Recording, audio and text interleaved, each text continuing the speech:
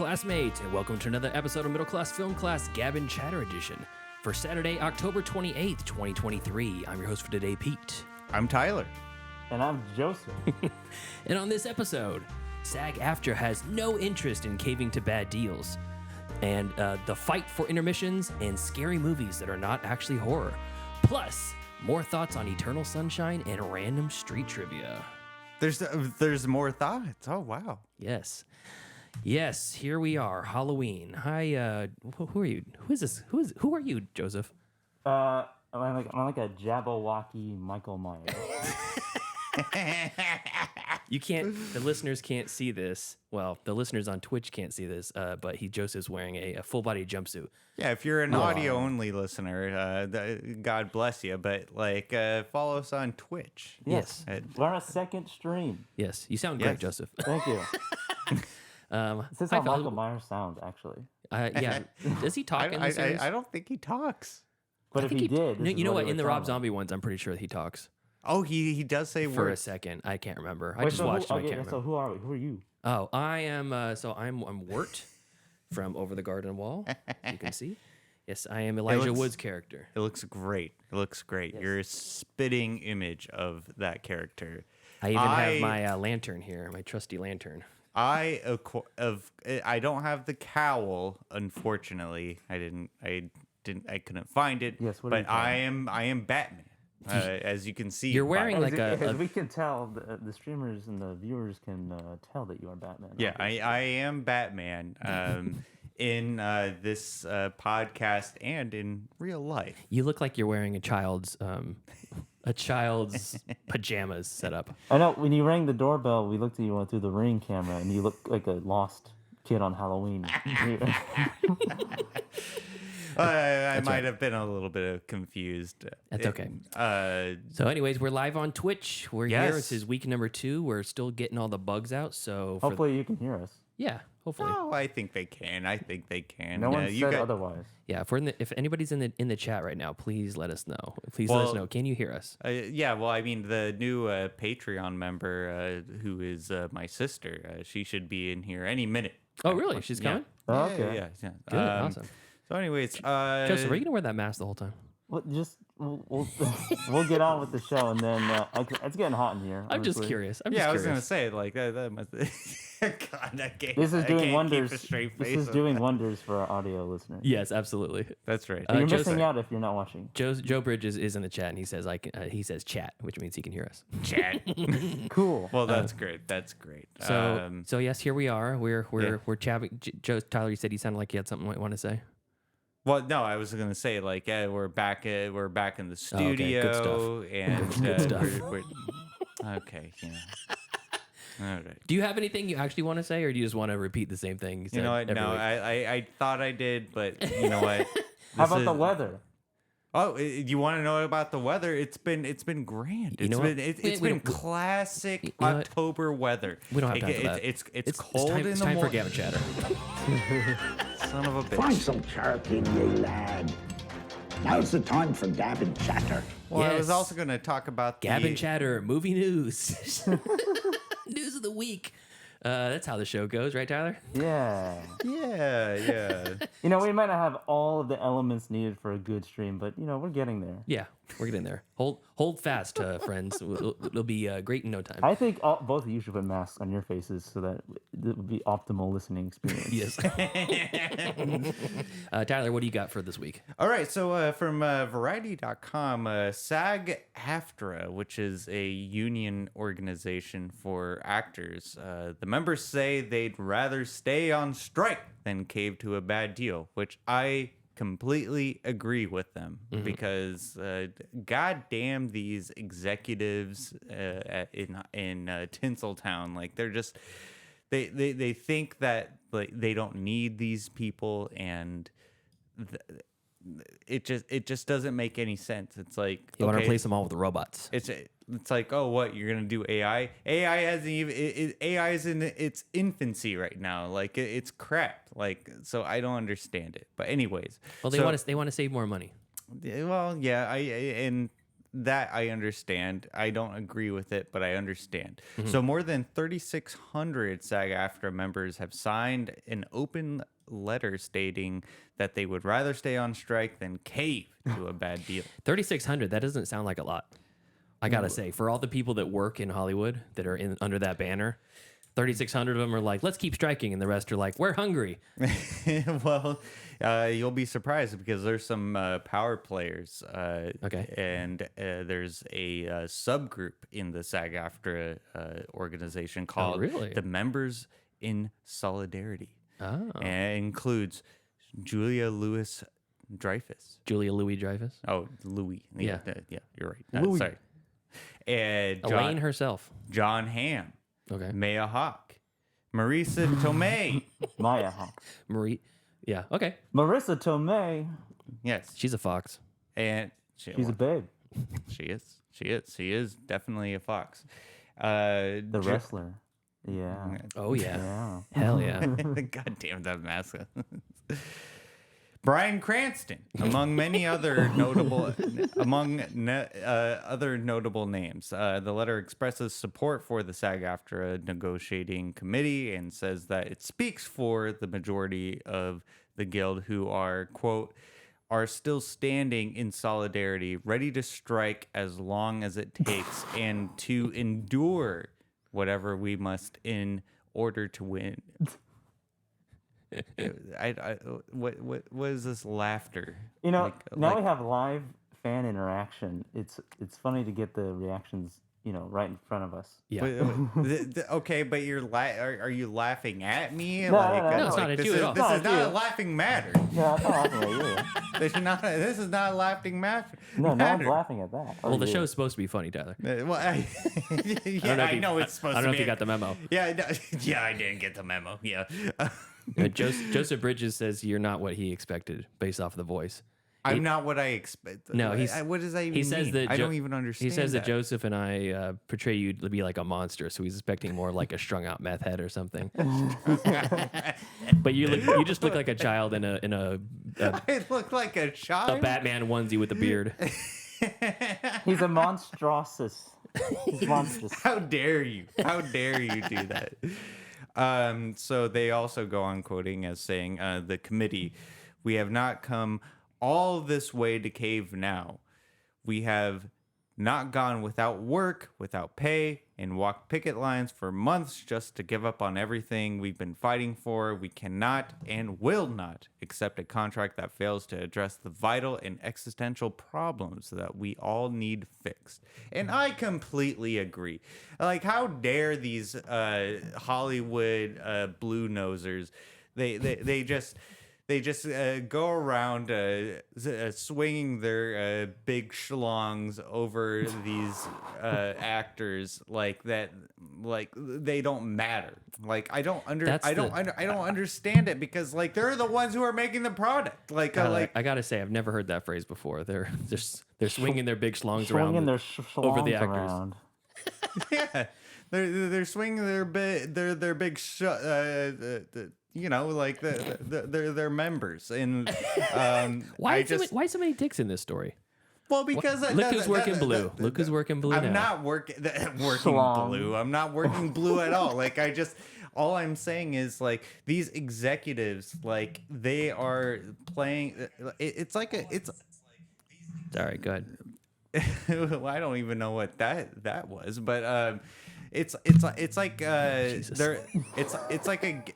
What I think about in the entertainment industry and when people go on strike, like the workers and like the BTLs and the actors and stuff, like what I think is like it's like a poker game. It's like a poker game, Right. and I feel like these Hollywood executives, Hollywood hotshots.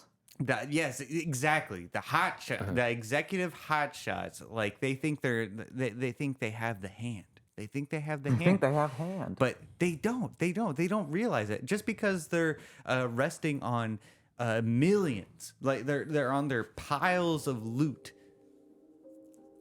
Oh my God! Here we go again. Here we go again with the NPC music. Because they. Get to the point, Tyler. Get to the point. Well, Joseph's mask and the music is distracting me, but but Is this distracting? A little bit. It's creepy. You're creepy. But what I'm saying is that these executives, they think they have the upper hand, but they don't realize just because they're resting on their piles of loot, they're not going to make any more loot because Piles of loot. yes, that's exactly right. They're because That's what you said. I mean, they have probably months and months and months of programming backlogged and reruns and old projects they can pull off the shelf. So, I mean, they have the upper hand, unfortunately. And I don't think they do. I don't think they do because they do. Okay, they have all the money. Maybe and the writers don't, and it sucks. Maybe they have months and months of backlog stuff that they could probably like release, and you know what? Yeah, so be it. Like we'll get That's called new the upper material. hand. That's called the upper hand. I mean, it sucks. But then what happens afterwards? What happens afterwards when they run out? When they run out, like when the unfortunate reality is a lot of people are probably who can't afford it probably just gonna quit the LA dream and go back home. And that's what's been happening. I know. That's what I'm saying. So the workforce is going to be smaller. I mean, ultimately maybe the product is going to be less when the strike is broken at the end. But it just burns me. It does. It sucks. I'm not siding with them, but the reality is they do have the upper hand. No, so more power to the writers and SAG AFTRA for taking the stand. I think I believe that the actors and the writers, I think that they're going to. God damn that mask. Why did you just look at me like You're that? talking. I'm looking at you. You just looked at me Tyler, like. get to the point. I already made my point. Like, Okay. I already made my point. You got anything else to say on the matter? No, not on that matter. Okay. All right. Great. Great stuff. Cool. Joseph, what do you got to cover? What do I have? Okay, so I'm wearing a mask and it's getting hot. Yeah. Jesus Christ. I can barely breathe. No, I'm just wearing a beanie. Yeah. There you go. He's like an old timey, like a sailor, Okay. a dock worker. I thought about combining my last year's Halloween outfit with this year's and being like a Gandalf if he was a mechanic, or or Jareth if he was a mechanic. Gandalf, the ASE certified technician. Yeah, he's forklift certified too. Sweet. I have a couple things that kind of both. One's a discussion topic, and this one kind of will lead and possibly into a discussion topic. And it's kind of got a lot of traction on our cinematics page in regards to Killers of the Flower Moon, and more specifically the question of the need for an intermission in 3 hour plus long movies. that was a heated debate on that thread. And this article from IndieWire, because I guess there are theaters that are actually putting their own intermission within in the movie for that movie specifically. Yeah, for Killers of the Flower Moon.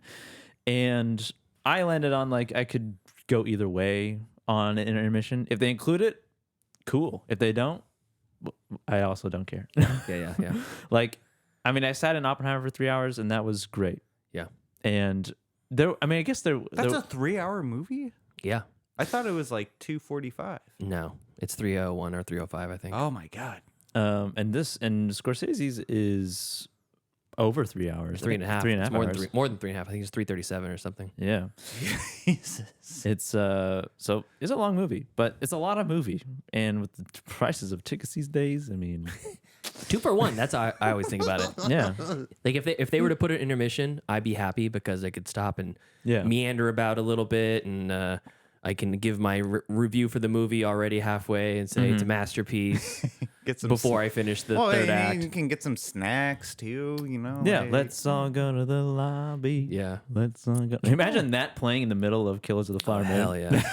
Hell yeah. Some dramatic piece of it's just like you left on a cliffhanger. Imagine if Endgame and Infinity War were just combined into one super movie. I don't know what that's. I don't see this. And You still have it. I mean, they're already like 3 hours long each. Are they really? They're, Oh, sweet. no, they're not. They're not 3 hours. they're long. basically 3 hours long. I'm gonna do a It's like 6-hour movie marathon with Avengers only.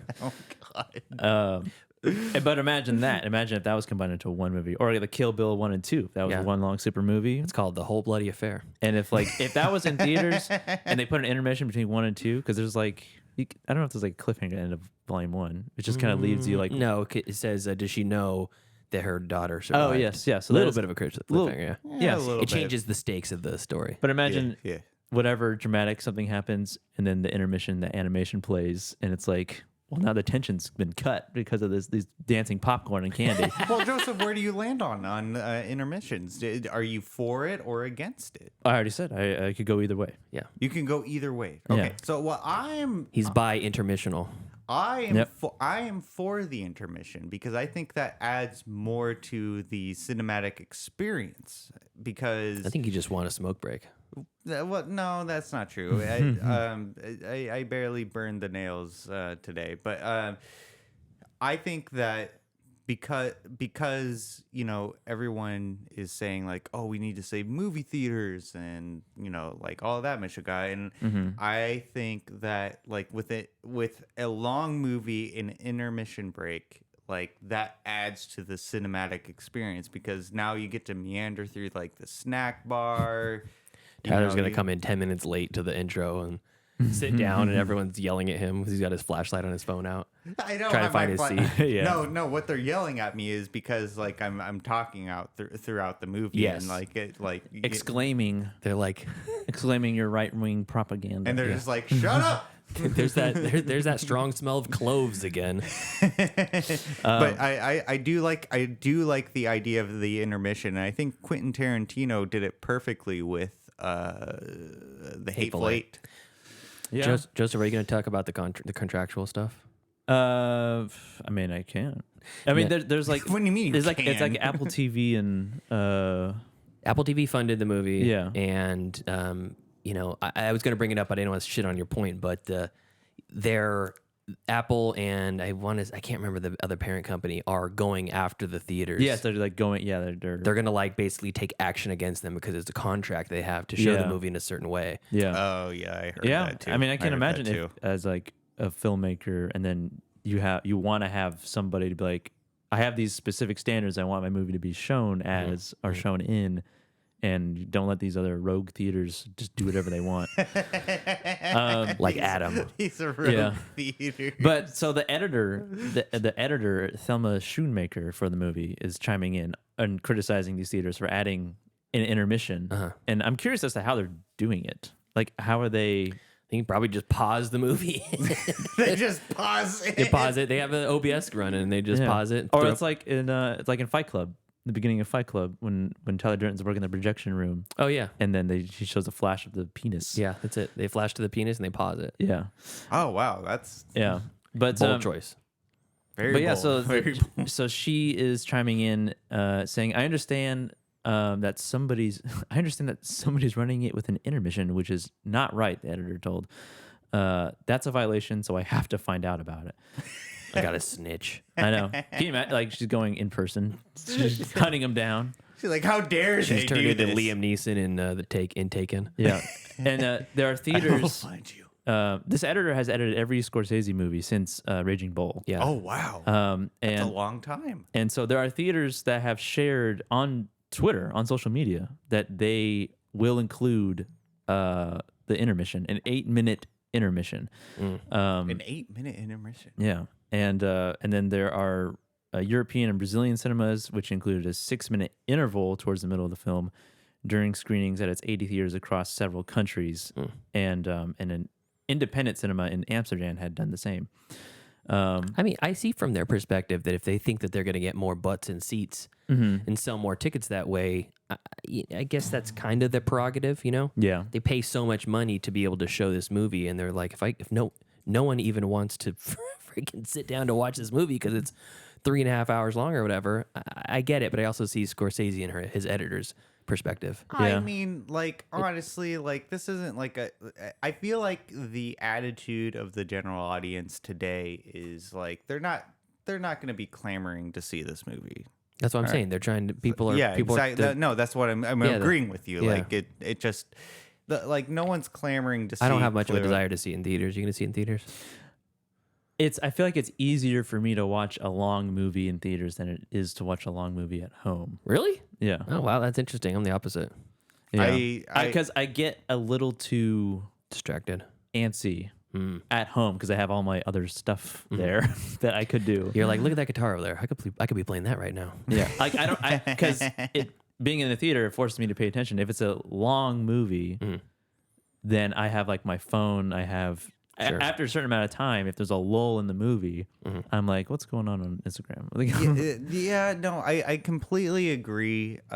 Especially for a long movie like this, like I'd rather be like I'd rather like spend some scoots and just like sit there and be forced to watch it rather than being in my home, like in the comfort of my own home, like on my couch, and then like eventually I'll probably just doze off because I'm assuming this movie is really slow, and that's what I've heard like from reviews. I've heard it's a really good movie. I'm not disparaging it in any way, but it's a slow movie. I in the chat, Joseph says that he hears that in India, the country of India, that there's intermissions no matter the length of the movie. I've heard that. I don't want that. I don't want my 90-minute comedy broken up. I know. Well, yeah, if it's 90 minutes, I mean, come on. Yeah. But no matter what the length, but there is a contract so that Killers of the Flower Moon being shown with an intermission is a violation of the film's master licensing agreement, which states that the movie needs to be screened without alteration or intermission on the screen auditorium identified in the booking confirmation. It makes sense. Wow. So it's like your whatever Regal Cinemark AMC theater, you're breaching the contract. And I wonder if it's the bigger theaters or if it's the smaller ones. It sounds like a small theater move. I agree completely. So that's that. I mean, cool, awesome. Intermissions go either way on it. I mean, if it's included in a long movie, then I'm with the intermissions. Yeah, I like it, and I wish they would be. It would be kind of nice for the filmmakers to include that. Like, if Tarantino does a big long movie, he might try to get that into the general population when he shows it. Obviously, Scorsese did not intend it on this, so it's not the right thing to do, I guess. Yeah. So that Old senile fool. I mean, give me an option. Yeah, a movie with intermission, same movie without intermission. Yeah, maybe just could be do that for the small bladdered people. Sweet. You got something else for us too? I got a couple. Not a couple things. I got one more thing. I mean, a couple things. Since it's Halloween time. Oh yeah. Ish. That's why we're not just dressed up for fun. Yeah, it's their Saturday. Wait, what? Oh, this is gonna come out on the Halloween Eve. Hallows Eve. Yes. The devil's and night, as they I know call it. previously we've done like our top 5 movies to watch during Halloween, and I didn't want to do that again unless you guys have anything new you wanted to Yeah, I include don't have into anything new. So I just wanted to bring something. I kind of thought of this yesterday, like movies that are scary but aren't necessarily scary movies or horror movies. When you mentioned this to us in our pre-show discussion, the first thing that came to mind was Come and See. It's frightening, terrifying, disturbing. Son of a bitch. Yeah, it's one of the most frightening, I guess, situational movies because you're just following that character from start to finish and watching his innocence and his life is literally deteriorating throughout the course of the movie. Yeah, and you're like, that's happening around the world, like right now. In a modern time, that's pretty terrifying to me. And then I think any movie that involves missing children is a very. We watched The Black Phone recently, and that is an outright horror movie. But the subplot, the plot of it. Ethan Hawke is the he's antagonist, the phone. right? Yeah, he plays the Black Phone. Yeah. Oh my god. Yeah. And yeah, he kidnaps kids, and then throughout the movie, he's the one kidnapped kid. But he's not dead yet. It's gonna happen. He's communicating with like the souls of the other children who were kidnapped. Yeah. And just like the concept of that or child abuse which also was portrayed in Black Phone very, very well through the daughter and the father. Yeah. But yeah, those are the kind of movies that scare me, or at least put me in like a dark place. Yeah. I would have to say, well, I was gonna mention Come and See, so you took that from me. Don't lie. You took that from me. Where's the lie? Don't lie. You don't gotta lie to kick it. Where's the? You don't gotta lie to kick it. Don't you say that phrase to me? But yeah, Come and See definitely. Especially after like learning about the production of that film, like I was just like horrified by Well, it. what other one is terrifying to you? That was the one you had in the chamber. Yeah, that was. What about you, Joseph? What do you got? That was the one. But I agree with like the missing kids stuff, like that that creeps me out. I think well, I mean, Irreversible, like I don't think that's classified as a like one. a horror movie, Yeah. but like that movie like really like that really shook me. Sure. I think also Grave of the Fireflies. Oh, yeah. That Studio Ghibli movie. That one, although like it, I don't know. I think I'm thinking of more of like miserable movies rather than scary movies. Sure. So like I think Yeah. that's like the path I'm going down right now. So How about you, Joseph? yeah. Resorting back to my like childhood, probably like Jumanji. Oh no shit! I just watched that.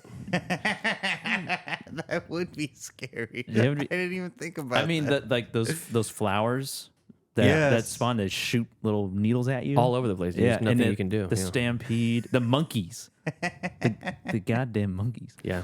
They're scary. And then the mosquito that tries to get The into mosquito's scary. Yeah. yeah, that's terrifying. King Kong. That would be a pretty scary one.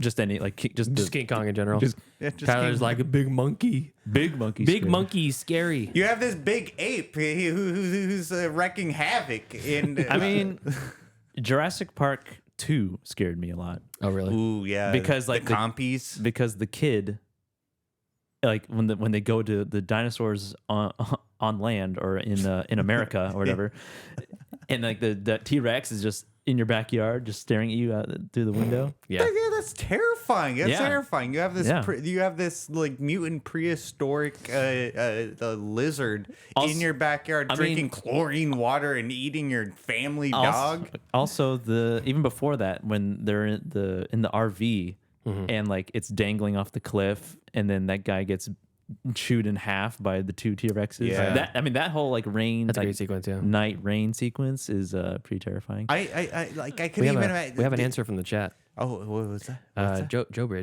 Bridges says, let's see where he says, Any movie where humanity is the evil oh, I didn't refresh on my side. Yeah, go ahead. is Joseph. pretty much a horror. And he gave an example: Son of Saul. Son of Saul utterly depressed me so hard I couldn't stand it when the movie was over. So I think- a Jewish Hungarian concentration camp prisoner sets out to give a child he mistook for his son a proper burial. That's the plot of Son of Saul. Oh my god. Ugh, sounds rough. Another movie, I don't think it's a horror movie, but Frailty. Frailty Oh, okay, yeah. is pretty creepy. Bill Paxton as the super devout religious person who says he sees God, and then the end of the movie is also very scary. Cats. Yeah, cats. Yeah, yeah. Well, yeah, that is actually frightening. Like the idea of having these like humanistic beings that look like the felines. Yeah. Like it just I don't know. Like if I saw that in real life, like I would be terrified. I would be terrified. I think like Seven, or That's considered a horror, I think. is it? Psychological No, horror. I always considered it a thriller. I guess it's more of a psychological thriller than anything. But that is terrifying. I mean, like, can you imagine? I can't even imagine, like, being in that kind of situation. Which one? The one where you find Where your you get- dead, where you get your caught dead by the police. Where- They find your all your journals and your The scariest part. that off the top of my head from set is the guy who is he looks like a mummy or like he's on the bed. Yeah. Ooh, which reminds me, the Mummy. That's scary. Oh, that would be scary. The Beatles, yeah. There's the Beatles. Yeah. The Mummy. The Listeners, Scorpion King. listeners, anybody who has a movie that scares them that's not a horror, please write us in. And then Yes. Also like Zodiac, the David Fincher one. Oh my god. Or, oh my god, that basement scene was just. I was on the edge of my seat. Or Wedding Crashers, the stage 5 clinger. Wedding Crasher. or and then Terrifying. Parasite. Ooh. Oh yeah, somebody living in your walls. Yeah. That's pretty crazy. That's pretty cool. That's a great example. Pretty creepy, honestly. That, But cool. Yeah. Cool, awesome. I don't know how many people are watching, but if you have anything to say, then say it. I don't think there's that many people in the stream right now. Son of a gun. Joe Bridge is here. He's holding it down. Everybody else is gonna watch on podcast land. Okay. All right, So Pete's. What do you have? yes, I have some thoughts. This arm is like right covering my whole head. So I had some thoughts about Eternal Sunshine. I'm only gonna very briefly because I was like sitting on my lunch break and thinking about what we had talked about on the show. Or continuing the conversation. Yeah, and the one thing I just what'd you have for lunch? I don't remember. I don't know what day it was. What on. are you looking over? Because I wanted to know what you had to A eat fucking while sandwich. you were How's that? a sandwich. Okay, that's fine. It's a sandwich. Okay, so you're having You happy? Yes, I am. I mean, I'm happy. I Okay, wanted do to know you want what. a grade on it? Yes, I would. It was a B plus. Okay, You want to know what could have Was made it it better? homemade? what could have made it better? If you didn't ask me what I had for lunch, that could have been better. You know what? I'm not talking about Eternal Sunshine anymore. What? I'm off. Nope, not happening. Just Because I asked you what you had to lunch. Just because you had to chime in and ask me what I had for lunch. Not happening. A lot of vitriol right now. That's right. There's not a lot of that. I don't understand. It's because you're sitting in my seat. And Yeah, I'm that's right. sitting in Yeah, we traded places. Why are there so acrimony right now? All right, go on. So Go ahead. instead of that, I'm gonna do a trivia thing. Oh, okay. What? You're not going to talk about Eternal? I told you. He just said that blew he's it. not talking Because about I blew asked you it. what you had for lunch. Yes, we have a set time frame. We don't have Okay. time to ask everybody about lunch and ooh and ah over everything that's said on this mic. Okay. Okay. Okay. Go ahead. Okay. So Go ahead. we've been talking about a while about doing a trivia, a bit of trivia where we're not doing trivia, but I'm quizzing you fellas on whether or not we think a random is able to get these trivia questions right. Oh, okay. Okay, so I have interviewed two of Brianna's friends that are more or less movie buffs. We've gone to the movies with them before. They make short films together, like little horror shorts and stuff like that. And Who is this? It's Chelsea and Kevin. Oh, yeah. Yeah, and Chelsea, they just uploaded a short not too long ago on, I think it's on YouTube. I don't know if it's anywhere else, but Let's look it up. it's about I can't remember what it's called off the top of my head, but it's about like you put a face mask on. It looks a lot like your face mask, Joseph. Oh. And it like bonds to your skin and replaces you with somebody else. It's supposed to be like a skin treatment, but like your whole body's replaced essentially. Oh, that's Like a interesting. doppelganger creeps into your room and replaces you. So It's like a horror version of The Mask. kind of, yeah. It's very similar to the Kate Micucci short that was on Cabinet of Curiosities. Very similar, except for instead of a lotion, it was a mask. So, anyways, I'm going to play this clip, and you guys are going to guess whether or not they're going to get these questions right. My name is Chelsea Kirkpatrick, and I'm marketing coordinator at Bar None Auction.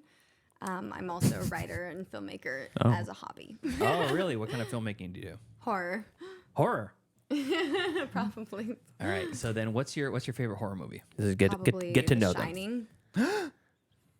Okay. So that's getting to know your contestant, and you're going to be Okay. basically determining whether or not Chelsea is able to get these questions right or not. All right. What is the cursed room in The Shining? What the room number is it? Do you think, Tyler and Joseph, do you think that she's going to get this right or wrong? Right. I think she's gonna get it wrong. You think she's going to? She said her favorite movie is The Shining. Yeah. And you think she's She going to said get it her wrong. favorite horror movie was The Shining. She said her favorite movie is The Shining. Actually, No, you No. asked what horror movie. Oh, I did? Okay, cool. Yeah. Well, either way, I think Favorite horror movies, The Shining. She's going to get it wrong. I don't think she's going to get it right. All right. Why do you Probably think she's not 'cause going to get it She's a right? woman. I'm going to put that down. Please do not mention my misogyny on this show. Okay. 237. 237, which is correct. I was right. Yes, you're right. Yeah. What do I get? You get a point. Sweet. How many points do I need to get a prize? We're just going to 1,000. Okay. You get 1. Okay, I mean, great. I was Next- going to say next question. 247, but Correct. Well, of course, in the book, it's 217. So she actually gave us 2 correct answers. wow. Well, we don't know. We haven't read it. Yeah. I've, She could be making wait, it no, up. I've read it. So anyway, second question. What is the name of Darth Vader before he becomes Darth Vader? Oh, come on. Okay. Do you think that she will be able to answer Anakin Skywalker? Yes. Yes. Yes for both of you guys. Okay, let's see. Anakin Skywalker. Yeah, of course. That's Neat. it. That's an easy one. That was an easy one. Okay. All 4 actors that played the Godfather in the Godfather series. Okay. Can she name all 4 from the Godfather? And then to recap for our listeners, we have Marlon Brando, Robert De Niro, Al Pacino became the Godfather, and then lastly, Andy Garcia became the Godfather. Yeah, I don't think she's going to get it right. I don't think so. That's a tough one. Okay, 2 no's. Let's Okay, see. well, Marlon Brando. Andy Garcia? Did he play? Yeah, Andy Garcia. Scarface, you want to meet my little friend. What's his name? Hoopla from Son of a Woman. And Al Pacino. Al Pacino was a Godfather. Okay. Al Pacino. Okay, so I think that's 3. So we got, and then was Robert De Niro in those movies? Did I get them all right? You got it all right. Okay, well, it's for never having seen them. Oh through. my God! Wow. Never having seen him, she got him right. Great for her. Great So, for her. Never No. having seen him. Huh? Never have seen. Yeah, no Wow. points. No points. Okay, next question. What was the name of the baboon in the Lion King series? Do both of you guys know? Yes. Yes, I Okay. do. Okay. Do you think that Kelsey will know? Yes. Yeah. So yeah, I think so. Okay, let's see if she has Rafiki. All right, well, I know the dad's name was Mufasa, and then Oh no! I don't have an answer. Damn it! I knew it. Really? No answers. No points awarded on that round. All right, got stumped on Rafiki. Let's see the next one. What was the name of the love interest, Simba's love interest, in The Lion King? Oh. She gives him the come bang me She gives him the right come. now. Yeah. Oh my God! gives him I know what the answer is. She knows him the eyes. Yeah. I know what the answer is, and they Nala. they wrestle around. and Yeah. and they- oh, it's Nala. It's Nala. Yeah. I thought that was the mom. No, that's Niobe. from the Matrix Yeah, from the Reloaded. Matrix. Wait a minute, it's Niobe. No, I don't think it is Niobe. It's something else. Okay, I did know that. Is she gonna get it right? Is she gonna get it right? That's the question. if she's gonna Is get Chelsea it right. gonna get it right? Or wrong? Yes or no? Yeah. Yes, Tyler. I think no. Okay. Nala. Okay, Joseph scored another point. Next question. Who doing directed terrible at Pink this. Flamingos? Recent director that we covered on Crybaby, Yes. John Waters. Yes. But can Chelsea name John Waters? Yeah, I think so. It's got it. Joseph, what do you think? Yes. Mm, I don't even Quick- know. She went to film school, so Yes. Did she? yeah. Okay. She was. Oh in- yeah. She was. Oh yeah. She Joseph was in knows my. Chelsea a little bit. No, I don't know if she was in my class, but I'll say yes. Okay.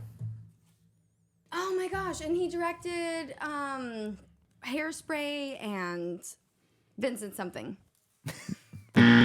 Wrong. Nope. damn No it. points awarded. All right. Next, Vincent next, something. next question. Who directed Irreversible and Vortex most recently? Okay. We're looking for Gaspar Noe, Tyler's uncle. Not anymore. Yeah. Soon. Oh yeah. True or false? Do you think she's gonna get it right or wrong, guys? Quickly, we got a lot of these. Yeah, No. I think no. False? Nothing? Okay. No. Let's see.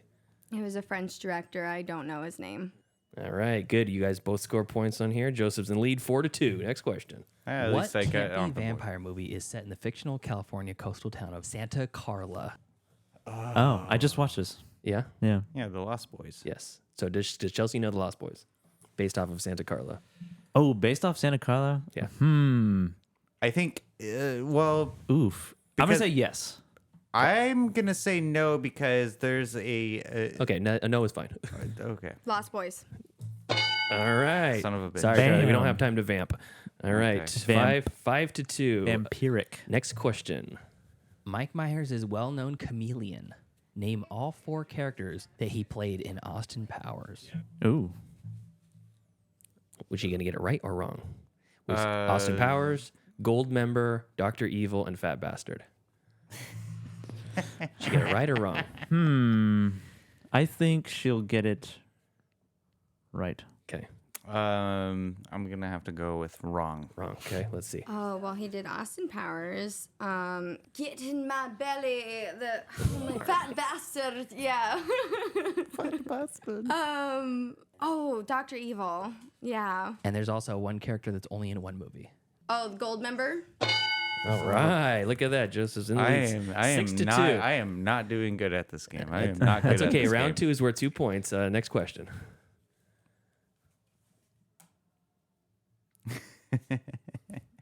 I can't wait to hear it.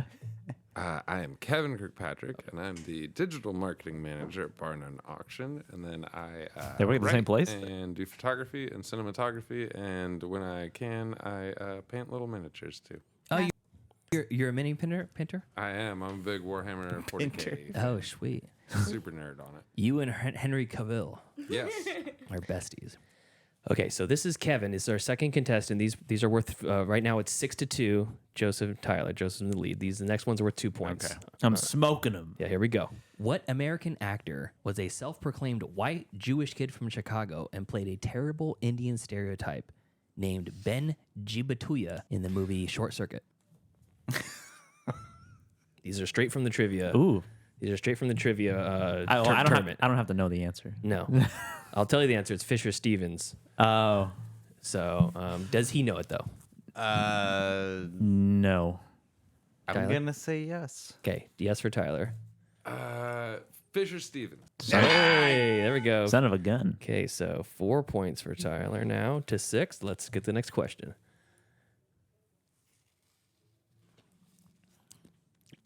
What is that? What Wilford Brimley bot helped guide young Veruza Balk to Oz? They named an app after him. Okay, The so question is, what young Veruza Balk, what robot helped guide a young Veruza Balk to Oz? They named an app after him. The correct answer is TikTok, of course, from Return to Oz. yeah. So what will Kevin know TikTok? I don't know. I'm going to say no. Yeah, I'm gonna say no too. No from Joseph and no from Tyler. Here we go.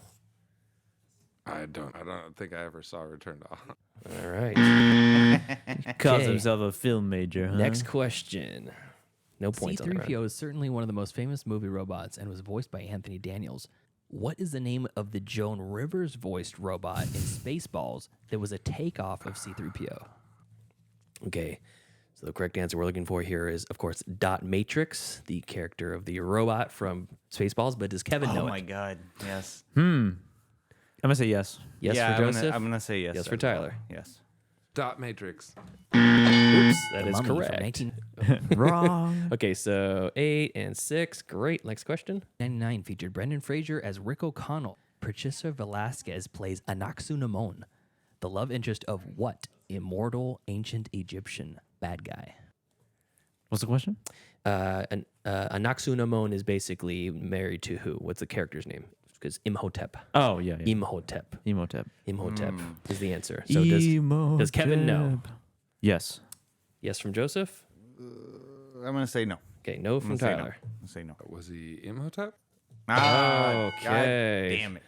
6-10. Joseph coming in the lead a little I'm bit in the further. lead. That's right. Next question. Corbin Dallas Multipass is the hero of Fifth Element, with charismatic villain Zorg, played wonderfully by Gary Oldman.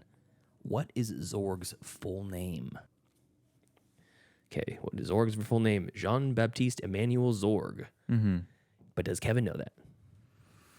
No. No. That's a tough one. All right, let's No. see. Oh, yeah. No, I don't have it. Okay. 2 points for both of you guys. Great. Awesome. And next question. This musician played characters named David, Jareth, Pontius, and Nicola, and has worked with Ben Stiller, Jim Henson, Martin Scorsese, and Christopher Nolan, respectively. Yeah. Okay. That's what we're looking for. David Bowie, of course. Bowie's in space. Yeah. Does he know, Tyler? Yes. He does know. Yeah. Joseph. What do you think? Oof. I'm gonna say no. You have a okay, cool. No from Joseph. David Bowie. Ooh, all right. This could be the answer. This could be the winner right here. 10 to 12 is where we're at. Next question. This actor is a household name. He started his entertainment career in a musical group with members Scott G, Hector the Booty Inspector, DJ T, and Ashy Ace. What actor started his career in a musical group with Ashy G? What's it? Hector the Booty Inspector, Ashy Ace, and I don't know the other guys' names. Is it Mark Wahlberg? It is Mark Wahlberg. It's Marky Mark and the Funky Bunch. They're the Funky Bunch? I didn't actually know that there was the That's the Funky Bunch. The Funky Bunch. Ashy Ace, dude. Where are they now? I don't know. Hector's still inspecting booties. So Yeah. does Kevin know? Ooh. No. No from Joseph. I'm gonna go with no as well. Okay. That's too obscure. He says, I don't know. He says, I don't know. Okay, great. You guys are 2 points apart from each other. Last question. This film is the fourth of a franchise released in 1997. Clones seen on screen are attempts at recreating the in-universe hero, protagonist of the first three movies. This is Alien Resurrections. They're clones seen on screen. Oh, yeah. Okay. Yes. There might actually be one more question after this now that I think about it. Okay. So does Kevin know Alien Resurrections based off of that clue? No. It was pretty vague, so I'm gonna have to side with Tyler, you're 2 points behind. The only way you can win is if you guys break off your answers at this point. No, I don't. So you say no, you also say no. Yeah. Okay. Aliens Resurrection. Oh. That's right. Okay. You're playing the wrong way, Tyler. Last question. Alexandre Aja directed High Tension, The Hills Have Eyes, Horns, and Piranha 3D, all before he brought us this reptile attack movie set in Florida, starring Barry Pepper. Does Yes. Kevin know what movie this is? Yes. Oh, this is a newer movie. Yeah. No. Okay. Joseph says no. All my brain is saying right now is Lake Placid, which I know is wrong. It is not Lake Placid. Tyler, you guys are tied now. 16 points each, and there is one more. Hans Zimmer will work with the same director for long stretches of his career. He was one and done when he scored this Neil Blomkamp movie featuring the South African music group Die Antwoord. Oh yes. Of course. Joseph, you should just say no so we can not have a tiebreaker. Since Tyler guessed yes. Oh, I'm putting you down for a no. Okay, let's see who wins. Was it Chappie? Tyler wins. Hey, I was forced to say no. That's okay. Congratulations, Tyler. You got a dub. How do you feel? I feel really good. You feel good about that? Yeah. I feel really good. We worked. We played really hard out there. Yeah, we did. Both sides real hard. Yeah, It's, it was a great game. God favored me today. That's right. Or Tyler today. So that was fun. Listeners, if you'd like that and if you want to hear more, let us know. It sounds like that was a pretty fun I don't game. think I've ever met these people before. No, I think you have. I have? No, I don't think you have. Oh, You're have. right. You Yeah, haven't. you met haven't. this- Okay. I have other friends besides you. Actually, these are How jokes. dare you? Wait, these what? are Brianna's friends mainly. So, anyways, let's get into some streaming picks. Movies. Wanna watch a movie? Yes, I do. Disney Plus, oh, HBO Max. If I don't get the pick, show's over. I have grown accustomed to Hulu Plus. Amazon Prime. I like Netflix. You found the Streaming picks, movies that we watched on our streaming services this week that you can watch too. Tyler, what do you got for us today? Well, you're gonna be happy because I watched something that I haven't watched before. Oh, congratulations! It's a new movie. Well It's called done. no, thank you. It's called Werewolf by Night. This is streaming on Disney Plus, and it's directed by Michael I'm not gonna even try to pronounce his last name, but like it's a good movie, starring Gail Garcia Bernal, Laura Donnelly, Harriet Sansom, Harrison, or wait, is it Harrison? I can't. Oh, Harris, not Harrison. Harris. This is a really, really tight film, and that's what I really like about horror movies that do like really tight stories, where like it doesn't go into the lore of everything. Like it's just, I was because I watched it with my parents. And this is also produced by Marvel Studios. It's also short too, right? It's like 45 minutes. No, it's 55 minutes. Oh, okay. I don't know what makes a short and what makes a feature. Do you know, Joseph? It's a certain amount. It's a runtime. It's like 45 minutes or above. Yeah, I don't know the exact number, but it's nice and short though. 55 minutes. That's pretty sweet, and it's black and white, right? Well, so I watched because they released it in color recently. Boo. So I watched it in color. Oh my god. However, oh my god, yeah, I know, okay. I know. But however, like when you watch the movie, you're like, no, this would look really great in black and white. Yeah, just because of like the lighting that they do, like you know, like how in like the old like Universal monster movies, like they do like that flash of light against the brow. Yeah, it's like a light bar. Yeah, and so like there's a lot of that in the movie, and I was already told that this movie was released in black and white originally, and that this was like a new thing, and so like when I'm watching it, I'm like, yeah, you know what? You're right. Well, not you. You're right. You're right, filmmakers. You're right, people in my head. Yeah, I know. Like I don't know what I was thinking, but like I was thinking like to myself, I was like, yeah, this would actually like be very more impactful, like it being in black and white. But I appreciate the color of it as well because it's really well done. It's a really tight story. So let me get the storyline of so basically on a dark and somber night, a secret cabal of monster hunters emerges from the shadows and gathers at the forbidding Bloodstone Temple following the death of their leader.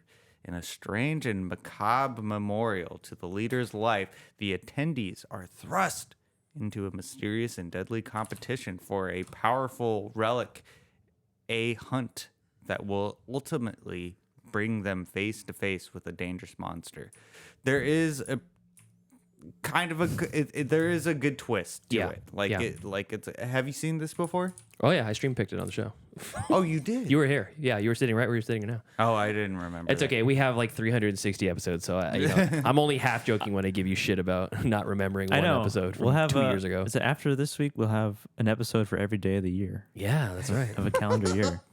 Isn't that crazy? Yeah, that is very wild. I thought it was just like a very tight story. It did not lull in any way. And I was a little skeptical in the beginning. Like when it first started, like I was like, oh my God, like is it going to go into like the whole like Disney like thing? But it didn't. And it was actually really it was really gory for a Disney film. Yeah. I like the characters. They're very well drawn. Like all the little side characters that are competing in the hunters. The hunters, yeah.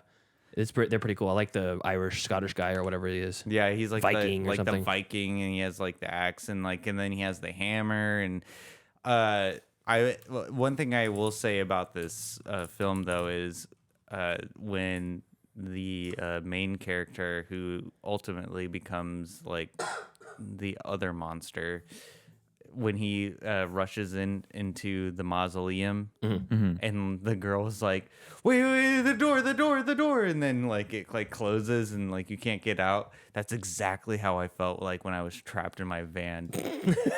Oh yeah, Tyler was trapped in his work van at work and had to be life lighted out of there. Yeah. And like because like I remember like when like exactly like when the door was closing because there was like a gale of wind and stuff like that, and I was just like, No, I was like Joe Pesci in Joe Pissy. I was like Joe Pesci in Casino, where he's like, no. Oh yeah, that was good. I remember that scene. Oh wait, is that when he gets shot in the head? No, you shot me in the head. That's exactly how I felt when that door came closing into my van. But anyways, so yeah, this movie felt like I was reading a comic book. And I mean, like, I guess I think this is based off of a comic book, so like you could say it's a comic book movie. But Sure. like, I think the cadence of like the way that this movie was directed. How'd your family like it? Oh, they loved it. I think that was the reason why they put it on, because they're just like, oh, hey, Tyler, come on down from your Come on down from your room and Be social. We have guests. well, we What do. are you doing up there anyway? Well, don't worry about what I'm doing up there. But anyways, so Why are you that's sweating? Why are you stretching just one arm? The Joe Bridges in the chat says the Academy, the Oscars say it's 40 minutes minimum for a feature-length movie to be considered. Oh, I was right. Feature-length movie. Oh, okay. Yeah. Anything else, Tyler?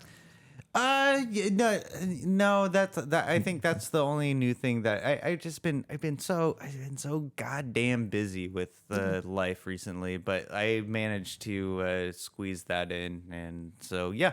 Okay, cool, awesome, Cool. It's a fun one. I'm glad you watched it. Joseph, what do you have for streaming picks?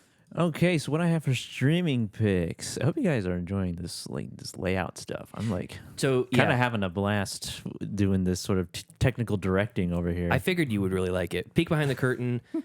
I control the board when we're recording, and we started streaming, and it's technically my desktop, my like workspace computer that we're using this on. Yes. And last week I was trying to do my best to juggle both at the same time, and Joseph's watching me like laughing in his head because he's like, this is sad. And we came to the conclusion that Joseph is going to be the basically stream producer. So I love it. All the layouts are made by him, all of the transitions are made by him. Everything you see on screen on the stream is done by Joseph. Check this out. Boom. Baby. You like that? Yeah. We're going back. Boom. Hell yeah. So we got these pop outs, individual screens for like focusing on Joseph. He's going to do his stream picks and stuff. And then your guy, what's that? What are you working on? Huh? What am I working on where? Over there at was that a trailer? Oh, it's part of my stream picks. Yeah, that's it. He's working. I was setting you up. Look. Yeah. All right, so go ahead. Yeah. So yeah, my turn for stream picks. The movies that I watched this week. So I watched a couple of I guess older movies. One that we just previously mentioned. I watched The Lost Boys. Nice. I haven't seen that in a while, like a long while. You like your noodles? And yeah, What you I tell your it was definitely like going down like a nostalgia train when I watched it, because I hadn't watched it probably since I was a kid. Really? Yeah. Wow.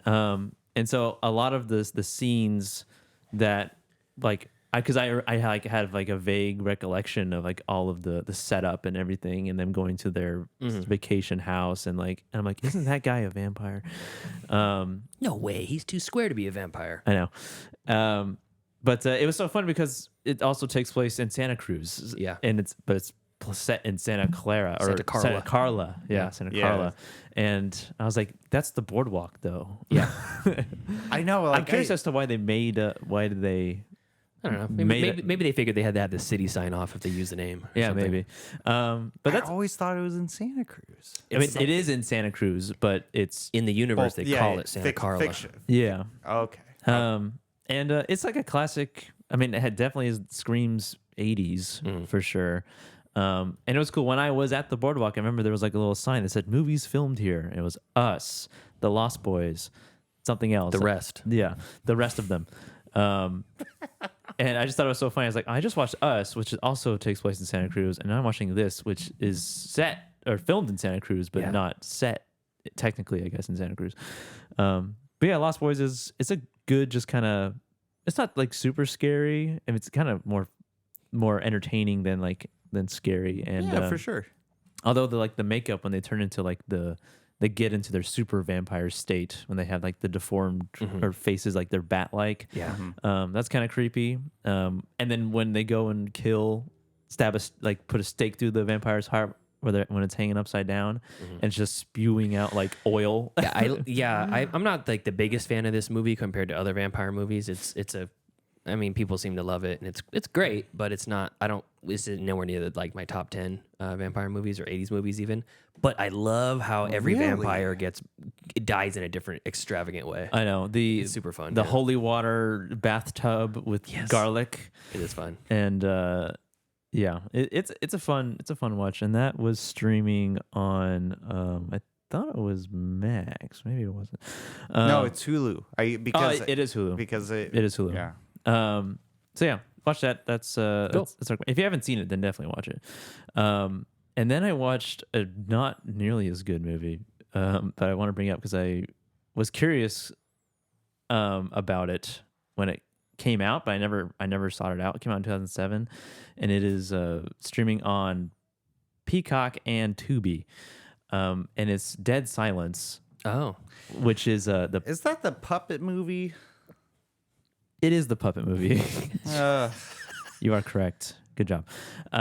It is not a super great movie, but it was kind of funny, and but just overall, it screamed 2007. Like it has this intro to the movie that is it's like Hot Topic.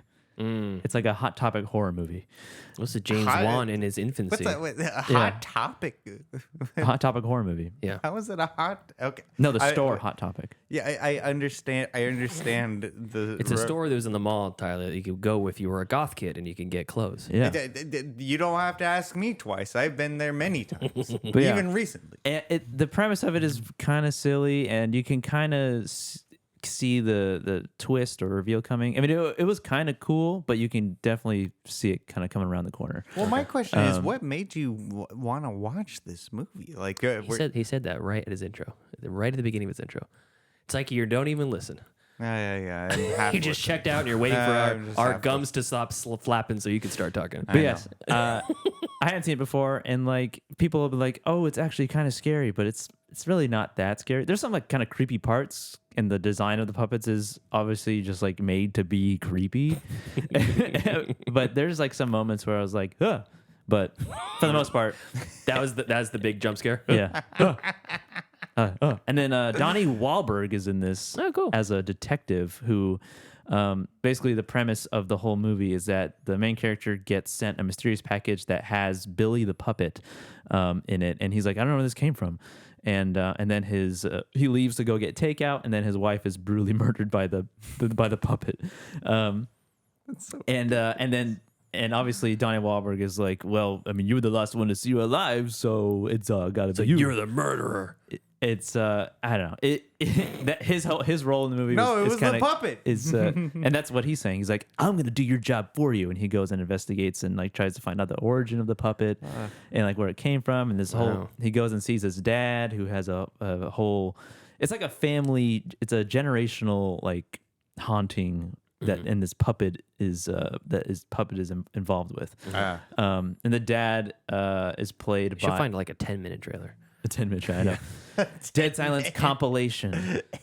But basically, it's overall just not super great. I think it's probably appropriate though for Halloween season. Like almost like put it on your checklist of Halloween movies if you haven't seen it. I'm gonna add it. I've never seen it. If you haven't seen it before, I don't like dolls, so it'll probably land well for me. Creep me out. And yeah, it's creepy enough, but I mean the plot of it is kind of goofy, and then the end is extremely kind of goofy, 2007-ish. Nice. But yeah, it's cool. I like it. Not super much, but for Halloween, it did a job. Cool. Awesome. But that's all I have. I watched Over the Gone Wall, and Pierre talked about that. And that's great. Yeah, that's a good Never one. seen it before. Had no idea what you're talking about. And I'm pretty sure, yeah, that's it. Friday Night Part 2. We watched that on Adam's stream. Not unstreamable. I had no idea there was a second one. Yeah. But that was fun enough. Yeah, it was pretty fun. It was a true sequel too. It wasn't like a movie that was made for like had nothing to do with it and just happened to have the same character name, same actors, same crew. Yeah. Jerry Dandridge. Yeah. he's dead. It was good for a sequel for a movie like that. Yeah, exactly. I agree. Did you watch it? What? Friday the 13th Part 2? No. Fright Night. Fright Night Part 2. Oh, I thought you said Friday the 13th Part 2. I was like, oh, that would be a good one. No, I unfortunately, I could not make it. Okay. That's okay. The next one. Cool. That's all I have. Pete. Cool. Awesome. Yes. What do you have? Okay, so I have a few. I got Joseph. Maybe you could pull up one of these trailers for me. Yeah. First one is a new movie that just came out called Zombietown. And this has it's an R.L. Stine property. I believe it was written by R.L. Stine. This is not Goosebumps. Dan Aykroyd? Yeah, Dan Aykroyd's in it. And a couple like unknowns, people that I'd never seen before. And it's a very, very young movie. And this is not a streaming pick. This is an anti-streaming pick. Oh, okay. Yeah, it not worth your time, in my opinion. Yeah. Dan Aykroyd's doing good stuff here. It's streaming on Hulu, but ultimately, I mean, it's basically like, it's great because it has this whole like, the whole town is obsessed with this filmmaker that they kind of make it sound like he's like Wes Craven or John Carpenter or something like that. I can't remember the guy's name, but it's kind of like a mashup of those. Yeah. And everyone's obsessed with him, and they're doing a film festival screening of his new movie. And he's from that town. They actually named the town Carverville or something like that after him. It was like, Clive Carver or something. I can't remember his name. Anyways, so they're gonna like premiere his new zombie movie there, and he gets cold feet. He's Dan Aykroyd. He gets cold feet, and he decides not to show it there. And it turns out that his movies are cursed somehow, like the Pharaoh's curse. Somehow, yes, my movies are cursed. And they basically, instead of having zombie effects, they just turn the whole town into zombies. And the movie is real life. That's how they make the movies. The old ones and this one that's just about to be shown. Yeah. Yeah, it's kind of interesting. So I like not, the idea. Yeah, exactly. It's not a bad idea, and there's some decent parts to it, but all in all, it felt kind of flat for me, and it didn't really do much. Now, I will say this: if you have a younger audience, if you have like kids that are, I don't know, between 10 and even younger than that, even 8 to 13, maybe they might dig it, depending on their maturity level and what they're into. But it's a cute movie. It's not a great movie. Okay. Yeah. I can see what you're getting at. Exactly. Yeah. So for me, I wouldn't go out of my way to watch it again. Even Brianna, who loves kind of cute stuff, is like, she could take it or leave it. Sure. Okay. Yeah. So that was Zombietown from 2023. That is streaming on Hulu. Watch that at your own risk. The next one, the Hellraiser reboot. Ooh, yeah. I'm at the end of my Hellraiser watch through, and I watched the Hellraiser reboot yet again. Also streaming on Hulu. Yes. And I will say this. After wading through knee-high bullshit that was the Hellraiser series sequels, this movie looks like fucking Citizen Kane. The Citizen Kane of Hellraiser. The Citizen Kane of Hellraiser movies. Is that a good thing or a starring bad Pam thing? Adlon's daughter. Yeah, it's this movie's actually super fun. I liked it the first time I watched it. I think I liked it even more on this time. Yeah. Perhaps it was because of just the cacophony of just shit that I'd experienced watching. There's 11 of these movies. This is the 11th Only one. 11? I thought there was a lot more. No, there's 11 of them, and oh, that's so. they're much. pretty. There's some pretty terrible ones. There's the last one, I think number 10, right before this. I don't even remember what it's called. It's like a Human Centipede 2 mixed with Saw or something like that. And there's not even really any Cenobites in it. They have Pinhead in it for a second, and it's just terrible. But this movie is really a pretty good time. And I've after heard good things about it. yeah, and after watching, We watched it. yeah, we reviewed it on the show. The new Hellraiser. Yeah. Yes, I didn't watch it. Yeah, you did. we'll have to fact check that later. Okay. We don't have time for that. I did. I We don't did have not. I did not watch it. Anyways, the lore here is really good because it talks about the different configurations of the cubes. Tyler's going to check to make sure he watched it or not. It talks about the different configurations of the cube, the trailer's right here. the lament configuration, the what's the other one? The Leviathan configuration. There's all these different configurations and what they mean, and it's used to great effect. Also, the Cenobites in this are fucking repulsive, and it's great in a good way, and they do not shy away from showing them. In some of these sequels, you see the Cenobites for literally 2 minutes of screen time. Like the movie didn't even have to have Cenobites in it, Pinhead or otherwise. So these are completely new imaginings. And the one thing I don't like about the Cenobites is they lose the leather. There's no bondage. There's no black leather. Yeah. They're all, but instead, they make their own type of leather with their own skin. Yeah. They like peel their skin back to like make stitches for their quote unquote clothes, which is just their stretched skin. Yeah. So, anyways, this is a yeah. If you've been putting it off and you're like, ooh, another Hellraiser movie, Hellraiser reboot, and I know we talked about it on the show a while ago, but it was worth it. I finished the series on a high note, and I went back to the beginning. I watched number 2 through number 11, and then I went back to the original, and I watched the original Hellraiser yet again. We did the original. We did the original, and I did not do the reboot. And if you did do the reboot, I was not a part of it. Oh, okay. I thought we did a field trip for that. It never came out in theaters. It was always streaming. Anyways, we've done streaming for field trips. Anyways, I went back to the original, I watched it, and I had a much higher appreciation for just what it really did. And I think that having watched the original as a child growing up, I kind of took it for granted that it's just a part of the cultural zeitgeist. Hellraiser's always been there. Pinhead's always been there. It's just kind of like this thing that I've accepted. And realizing just that Clive Barker wrote and directed that from scratch, it was his first directorial debut, movie, and he was like, "This is me on screen. Ain't it fucking weird?" Yeah, it's quite a show. Yeah, it's so I bookended the series back to back. I love this part. The chatterer sticks his fingers in his mouth. What a power move! I know. Oh my god. I wish that were me. He literally is like, "Hi, Kirsty."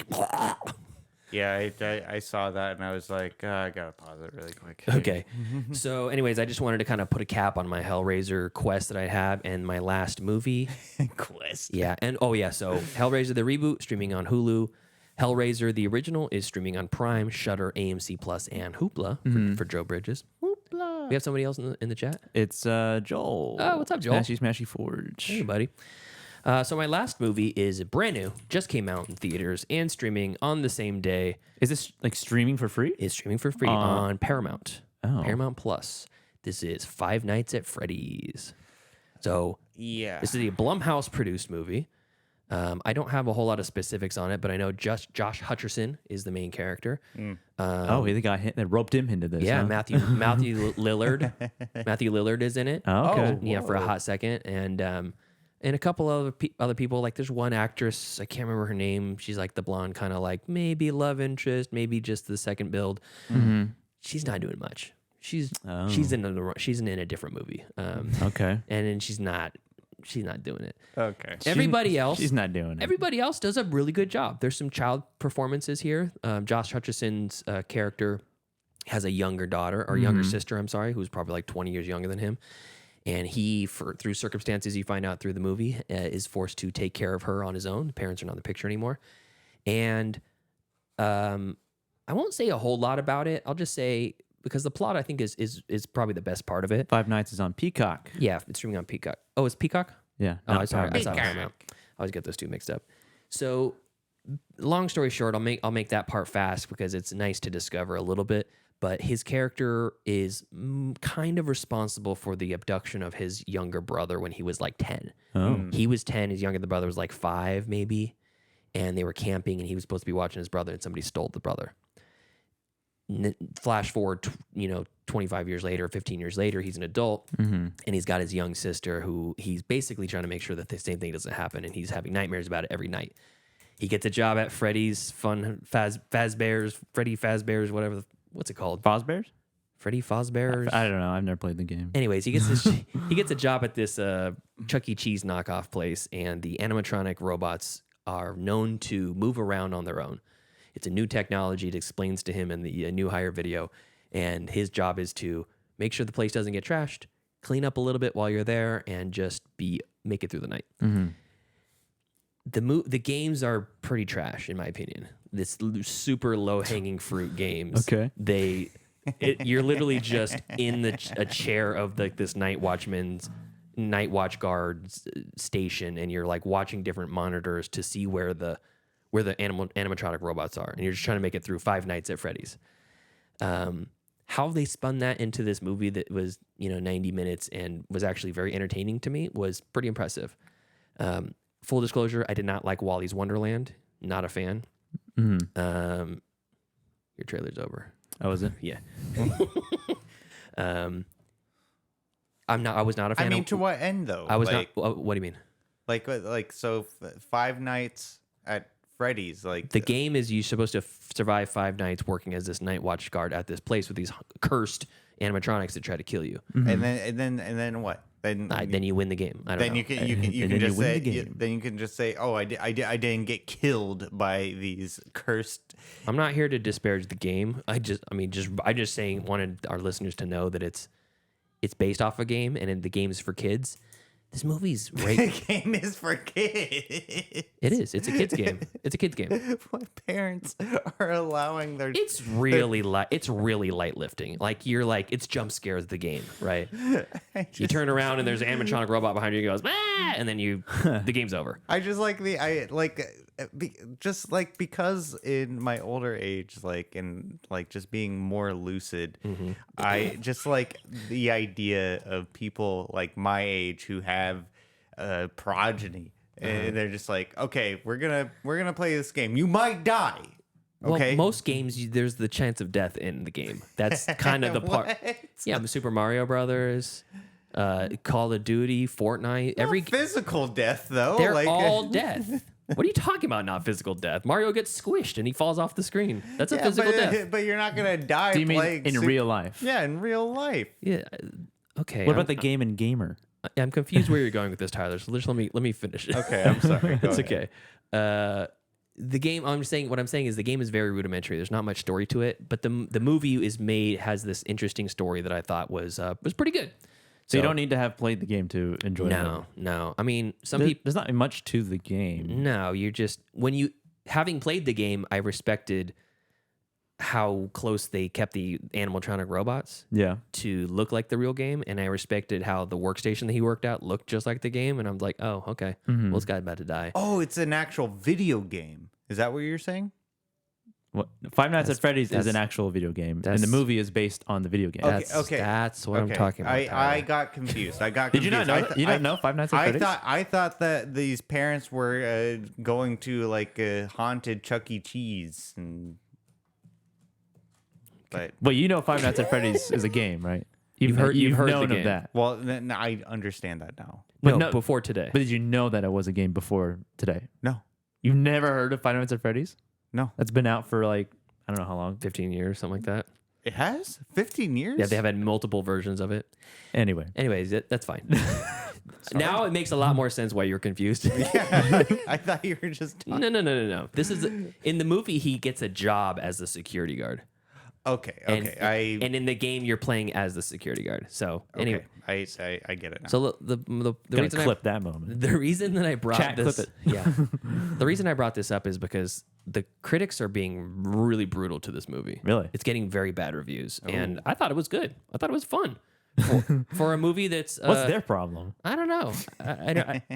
For a movie that's basically based off a kid's video game, and I was expecting like almost nothing. The animatronics are designed by Henson's Workshop. They're solid. They're very good. Yeah, there's a mix of some digital but mostly practical stuff with the creatures, and I don't know. I thought it was perfectly fine. It's like it's not the greatest horror movie of all time. It's like light lifting, entry level horror for like a younger kids, and it's cleaning up at the box office. It's like scheduled. It made a lot of money. Scheduled to do like $70 million on a nothing but not a nothing budget, but a very small budget. Blumhouse is kind of famous for doing small budget movies and making a ton of money, and I think they did it again, mainly because another banger. Because all these kids love watching streamers play Five Nights at Freddy's and freak out when the scares come, and they love it, and they watch. This is not. We're not the demo. No. The children are the demo. I've heard stories about kids like flying across the country to meet up with their Discord groups and go 20 at a time to these theaters. What? Yes. and their parents are like taking them, chaperoning them. So there's another 2 tickets, all the kids plus the 2 chaperones. Oh, what a great time. I What know. a great time. I don't want to be in that theater. I don't either. But the great thing is it's streaming on Peacock. So and at the same time it's streaming on Peacock, it's released in the theaters, and they're still making money. So Yeah. I guess That's there's something to be said about taking IP from other places that have a built-in fan base. I guess so. I was like, it was bound to happen. Yeah. I think. Yeah. For something that culturally significant to that generation of. It's weird because it doesn't mean anything to me, but to the kids it does. I didn't even know Kids that love was it. like an existing IP. Like I thought. Yeah. I didn't know. So, anyways, that's Five Nights at Freddy's streaming on Peacock. Cool. Just to address the chat a little bit before we sign off here, we're gonna do. So Joseph Bridges has some things to say for the weird ventriloquist dolls. Devil Doll is the original. Dead Silence feels like a bit of an homage to that. Oh, cool. And then on a sadder note, oh man, Matthew Perry has died. What? Oh, we got to fact check that. No. It is. I looked it up. It's Matthew Perry's dead. Wait, no. At the age of 54, I believe. Oh, all right. And very sad. Oh yes. my God. Matthew Perry, didn't he just release a book? Yes. Yeah, he did. I think so. Yeah. Well, Oh my condolences to the family. God. That sucks. To the Matthew Perry. First Luke Perry, now Matthew Perry. Oh, yeah. They're not related, though. Huh? No, I don't think they're I don't think so. Why are we sucks. laughing about that? But that's crazy. That's really crazy. sad. That is crazy. to think of. Chandler being himself. Oh my God. Chandler Bong. I wonder. I'm flummoxed right now. That's crazy. And then, Smashy Hot Steel Forge is Joel been chiming in the chat. So thanks for tuning in, guys. Yes, thank you. I think. Thank you. Do you have anything else to say for Gavin Chatter or No. our episode? All right, Tyler, you got anything? I mean, I could go on, but I know we're tight on time, so no, I'm good. Okay. So thank you to our cool ass yard duties over on Patreon. That's listener Steven, Heather Sachs, Ryan Corbin, and of course Chris. And if you want to support us financially, visit the Patreon page, patreon.com/middleclassfilmclass. But there's plenty of ways to support for free. Watching the stream, chiming in the chat, recommending a friend or family member that likes movies or podcasts, it all works. So, until next time. Thank you for joining us as we gab and chatter and stream for the second week. Follow us later on in the week or later on in a couple minutes when we review the FP. Follow us on Facebook, facebook.com/MCFC podcast, and send us an email, mcfcpodcast@gmail.com. Yeah, and follow us on Instagram at Middle Class Film Class, and leave us a voicemail, why don't you, at 209-730-6010. And follow us on Twitter at Podcast MCFC and on TikTok at Middle Class Film Class. And look us up on Twitch at MCFC Podcast, I think, Middle Class Film Class. Something like that. Yeah. It's all in the show notes. We'll see you next time. See you in a few. Yeah, see you next time. streamers.